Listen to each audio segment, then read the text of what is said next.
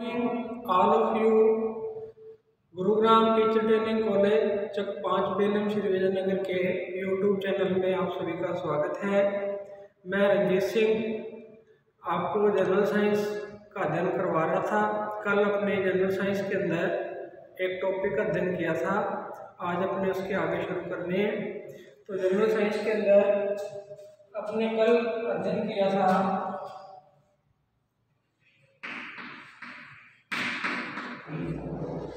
विज्ञान का अर्थ, परिभाषा, ये हमने कल अध्ययन कर लिया था। इसके बाद अपने विज्ञान व सामान्य विज्ञान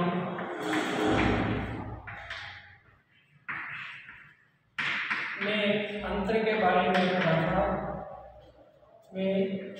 अंतर, इसके बारे में मैंने आपको कल बताया था। इसके बाद अपना जो टॉपिक था सामान्य विज्ञान की अवधारणा, ये अपने शुरू करना था कल, जो अपने अभी शुरू कर रहे हैं कॉन्सेप्ट ऑफ जनरल साइंस। ये हमने कल कर लिया था, इसका अर्थ भी कर लिया था, परिभाषा भी कर ली थी, विज्ञान और सामान्य विज्ञान में अंतर भी कर लिया था। और आज अपना टॉपिक है सामान्य विज्ञान की अवधारणा। तो आज अपने इसके बारे में अध्ययन करेंगे। सामान्य विज्ञान की अवधारणा, कॉन्सेप्ट ऑफ जनरल साइंस।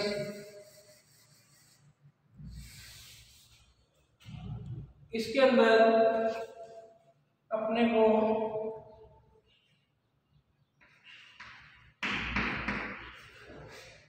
विज्ञान की अवधारणा पढ़ने से पहले अवधारणा के बारे में पढ़ना होगा कि अवधारणा का अर्थ, परिभाषा क्या होती है, कॉन्सेप्ट का मीनिंग, इसकी परिभाषा क्या है। तो अपने पहले उदाहरण के बारे में अध्ययन करते हैं।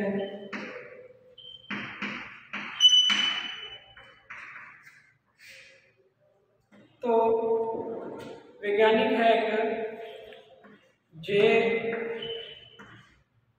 जेकोब्सन, इन्होंने अवधारणा को परिभाषित किया है। जेकोब्सन के अनुसार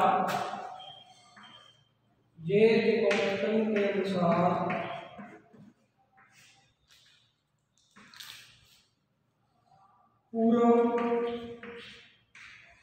अथवा पुराने अनुभवों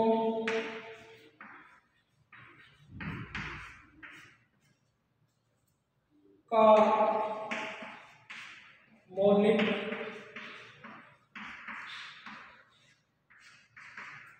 चिंतन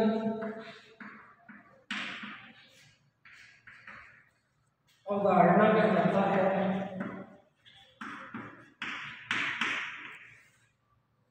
अवधारणा कहलाता है।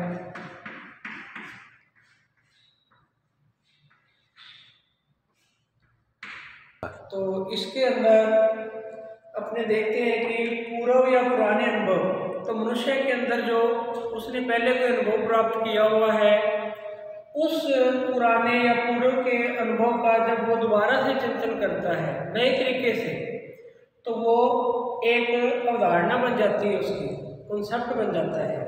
जैसे उदाहरण बताऊँ मैं, अपने पहले किसी गर्म वस्तु को हाथ लगाया कभी, और गर्म वस्तु को हाथ लगाने से अपने को पता चला कि अपना हाथ जल जाता है, तो ये अपना क्या हुआ, एक अनुभव हो गया। ठीक है, तो इस अनुभव को अपने कभी दोबारा फिर गर्म वस्तु को हाथ लगाएंगे, तो लगाने से पहले अपने क्या करेंगे, चिंतन करेंगे कि हमने पहले जब गर्म वस्तु को हाथ लगाया था तो हमारा हाथ जल गया था। तो इस प्रकार जो पुराने अनुभव होते हैं पूर्व के, उनका जब व्यक्ति दोबारा से मौलिक चिंतन करता है तो वो एक अवधारणा बन जाती है। ठीक है, तो अब है अवधारणा के कुछ पॉइंट्स हैं, इसकी कुछ विशेषताएं होती हैं, वो मैं बताता हूँ आपको। अवधारणा के मुख्य बिंदु हैं, एक तो अवधारणा, तो अवधारणा व्यक्तिगत होती है,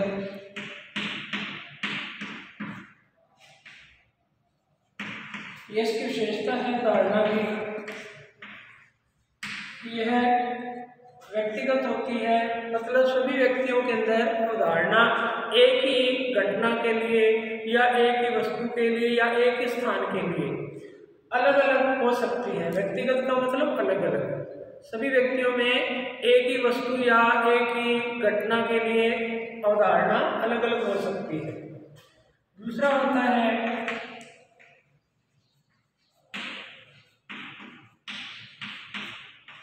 अवधारणा में मौलिक चिंतन आवश्यक है।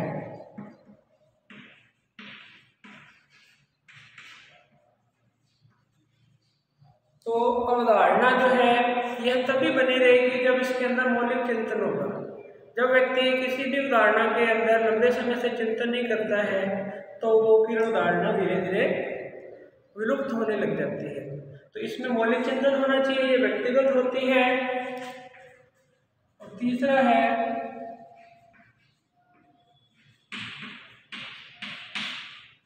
अवधारणा सभी व्यक्तियों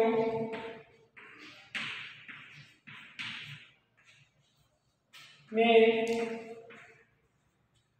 अवश्य उपस्थित होती है। तो अवधारणा जो है यह सभी व्यक्तियों के अंदर पाई जाती है, वो किसी भी घटना के लिए हो सकती है, किसी भी वस्तु के लिए हो सकती है, किसी भी व्यक्ति के लिए हो सकती है। तो ये अवधारणा की जो है कुछ विशेषताएं होती हैं। ठीक है, तो ये तो थी अवधारणा के बारे में। अब अपना टॉपिक था सामान्य विज्ञान की अवधारणा। तो ये अवधारणा है, अब अपने पढ़ेंगे सामान्य विज्ञान का कंसेप्ट क्या है। ये सामान्य अवधारणा के बारे में था, अब अपने पढ़ेंगे सामान्य विज्ञान का कंसेप्ट क्या है।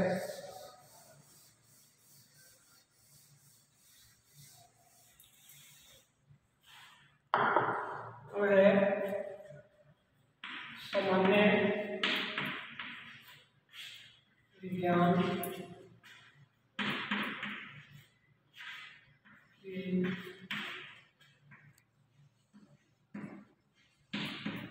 अवधारणा। ठीक है, तो सामान्य विज्ञान की अवधारणा के अंदर अपने जो पहला बिंदु है कि सामान्य व्यक्ति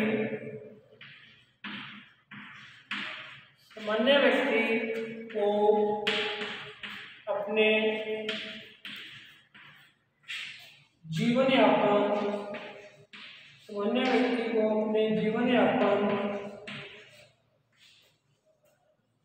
के लिए जिस विज्ञान के ज्ञान की आवश्यकता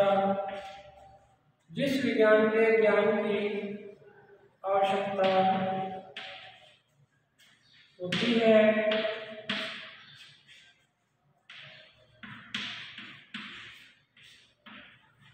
उसे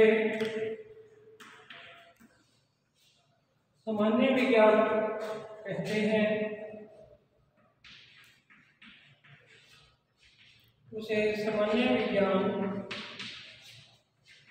कहते हैं। ये प्रथम बिंदु है सामान्य विज्ञान के कंसेप्ट का कि सामान्य व्यक्ति जो होता है उसको अपना जीवन चलाने के लिए, जीवन यापन करने के लिए, ठीक है, तो किसी भी व्यक्ति को अपना जीवन यापन करने के लिए 3 मूलभूत आवश्यकताएं पड़ती हैं। 3 मूलभूत चीज़ों की आवश्यकता होती है, रोटी, कपड़ा और मकान। तो उन तीनों के लिए जिस विज्ञान के द्वारा उन 3 चीज़ों को वो प्राप्त करेगा, जिस विज्ञान के ज्ञान की सहायता से वो अपने जीवन यापन करेगा, उस ज्ञान की जो आवश्यकता होती है वो सामान्य विज्ञान है। तो कहने का मतलब सामान्य विज्ञान व्यक्ति को अपना जीवन यापन करने के लिए ज्ञान देता है कि उसे अपने जीवन की आवश्यकताएं कैसे पूरी करनी है, उसे अपने जीवन के अंदर आगे कैसे बढ़ना है। तो ये सामान्य विज्ञान की अवधारणा का प्रथम बिंदु है, ठीक है। तो ये इसका प्रथम बिंदु था, जिस सामान्य व्यक्ति को अपने जीवन यापन के लिए जिस विज्ञान के ज्ञान की आवश्यकता पड़ती है वो सामान्य विज्ञान कहलाता है, जनरल साइंस है, ठीक है। तो इसके बाद इसका दूसरा बिंदु है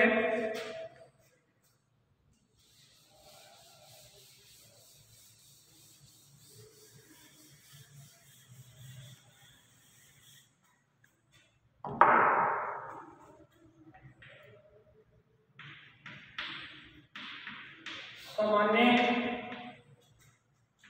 ज्ञान पर आधारित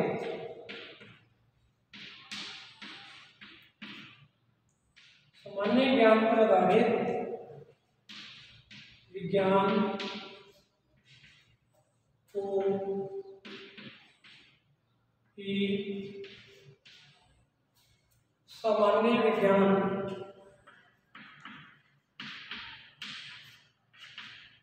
सामान्य विज्ञान कहते हैं।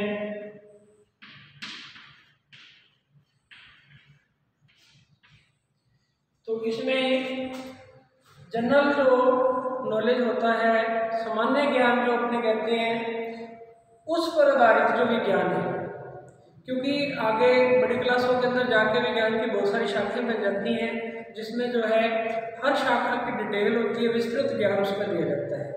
लेकिन अपने सामान्य विज्ञान की बात कर रहे हैं तो सामान्य ज्ञान जो है उस पर आधारित जो विज्ञान होता है उसी को अपने सामान्य विज्ञान कहते हैं, ठीक है। और ये सामान्य जो विज्ञान का ज्ञान है ये 10वीं क्लास तक के बच्चों को दिया जाता है।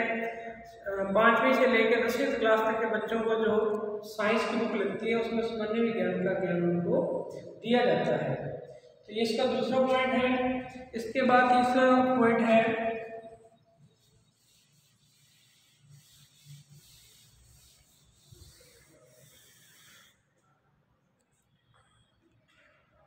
सामाजिक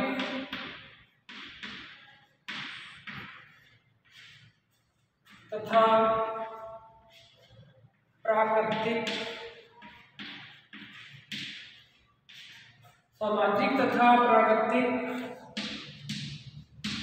घटनाओं का अध्ययन। सामाजिक तथा प्राकृतिक घटनाओं का अध्ययन विज्ञान की जिस शाखा में किया जाता है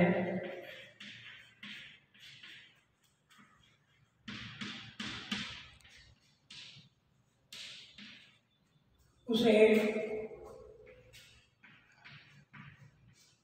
सामान्य विज्ञान कहते हैं।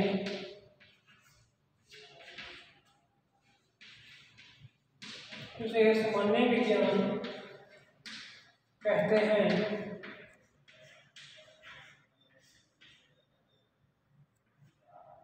तो सामाजिक और प्राकृतिक घटनाएं, सामाजिक घटनाएं वो होती हैं जो समाज के अंदर घटित होती हैं। समाज अपने आसपास का जो लोग रहते हैं, जो समूह होता है, ठीक है, वो समाज है। और समाज के अंदर जो घटनाएं घटित होती हैं वो सामाजिक और प्राकृतिक घटनाएं वो होती है जो प्रकृति के अंदर अपने आप घटित होती है, जिसमें मनुष्य का किसी प्रकार का कोई हस्तक्षेप नहीं होता, उन्हें प्राकृतिक घटनाएं कहते हैं। ठीक है, प्राकृतिक घटनाओं का उदाहरण जैसे बाढ़ का आना, भूकंप, ये प्राकृतिक घटनाओं के उदाहरण हैं। तो सामाजिक और प्राकृतिक घटनाओं का अध्ययन जो है विज्ञान की जिस शाखा में किया जाता है वो सामान्य विज्ञान ही कहलाती है। ठीक है, तो ये सामान्य विज्ञान के अंदर ही ये बातें बताई जाती हैं।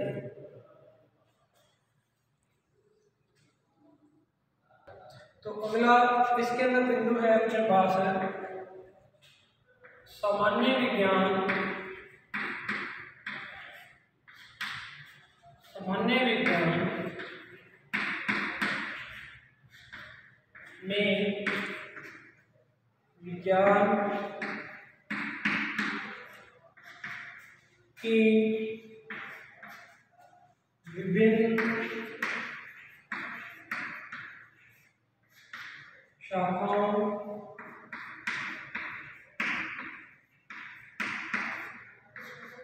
का सामान्य विज्ञान में विज्ञान की विभिन्न शाखाओं का समावेश होता है।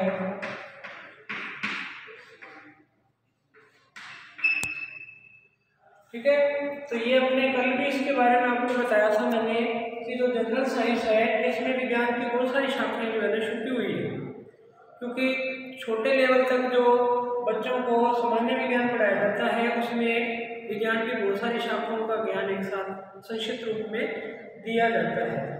तो जो विभिन्न शाखाएं हैं ये कल आपको मैंने बताई थी, एक बार दोबारा से बता देता हूँ मैं। तो जो सामान्य विज्ञान है इसके अंदर होता है एक जीव विज्ञान। तो जीव विज्ञान जो सब्जेक्ट है जिसको बायोलॉजी बोलते हैं, इसके अंदर फिर दो सब्जेक्ट होते हैं, वनस्पति विज्ञान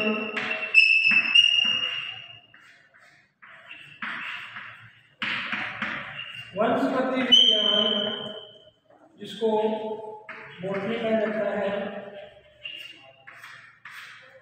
और दूसरा होता है जंतु विज्ञान जिसे जूलॉजी कहा जाता है। ये जीव विज्ञान की ही दो शाखाएं हैं। तो 12वीं तक के बच्चों को सिर्फ जीव विज्ञान पढ़ाई जाती है, इन दोनों का अलग अलग अध्ययन नहीं करवाया जाता है। ठीक है, लेकिन 12वीं के बाद अगर ग्रेजुएशन में बच्चा जाता है तो ग्रेजुएशन के अंदर बीएससी मेडिकल भी करता है बच्चा, तो जीव विज्ञान की दो शाखें अलग अलग हो जाती है। एक को वनस्पति विज्ञान या बॉटनी कहते हैं, दूसरे को जंतु विज्ञान या जूलॉजी कहते हैं। तो इन दोनों का समावेश सामान्य विज्ञान में भी होता है।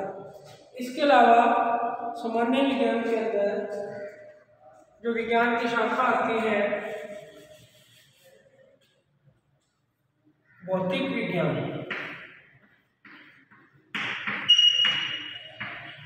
भौतिक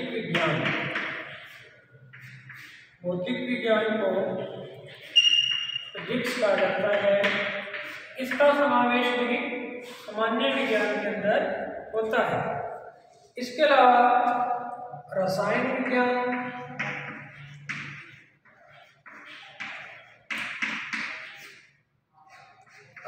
तो रसायन विज्ञान होता है, रसायन विज्ञान को अपने केमिस्ट्री बोलते हैं।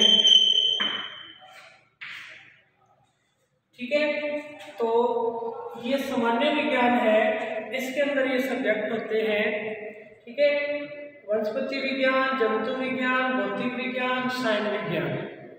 इसके अलावा इसके अंदर जैसे कृषि विज्ञान,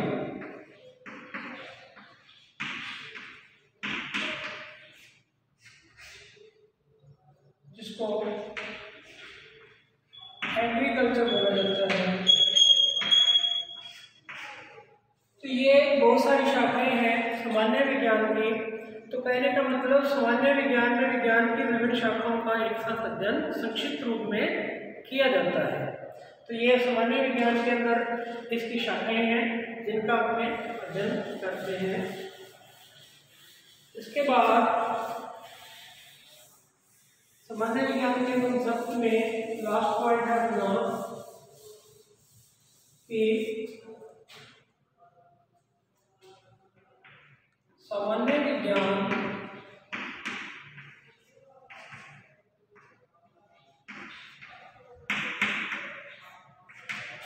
का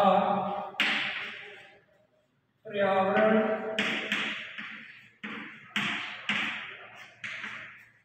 से गहरा संबंध है।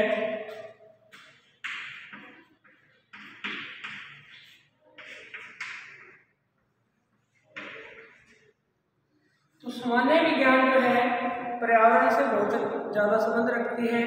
पर्यावरण के अंदर, पर्यावरण मतलब अपने आसपास का जो वातावरण है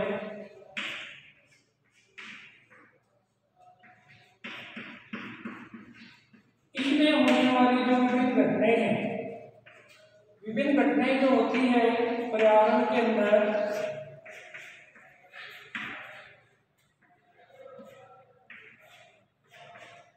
जो विभिन्न घटनाएं हैं वो इस सामान्य विज्ञान के अंदर ही आती हैं। जैसे पर्यावरण प्रदूषण,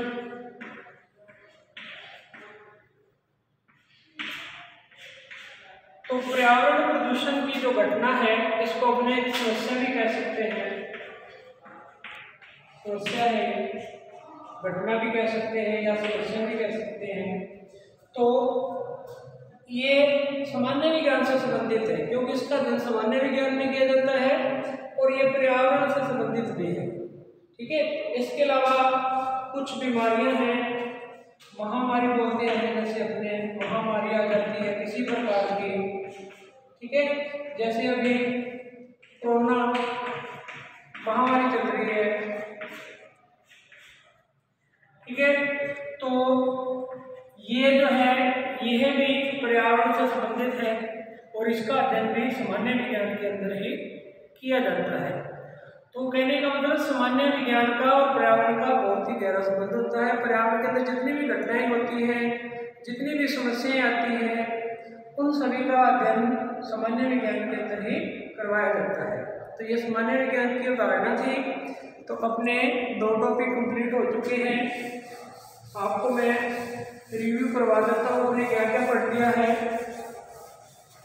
इसके अंदर अपने सामान्य विज्ञान की जो प्रथम यूनिट अपनी चल रही थी, प्रथम यूनिट के अंदर हमने पहले पढ़ा था विज्ञान का अर्थ पढ़ लिया, परिभाषा पढ़ ली,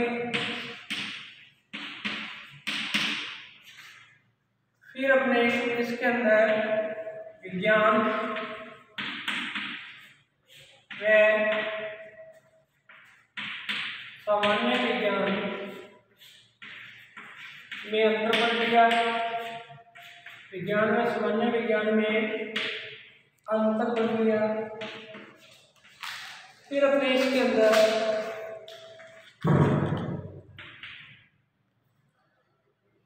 सामान्य विज्ञान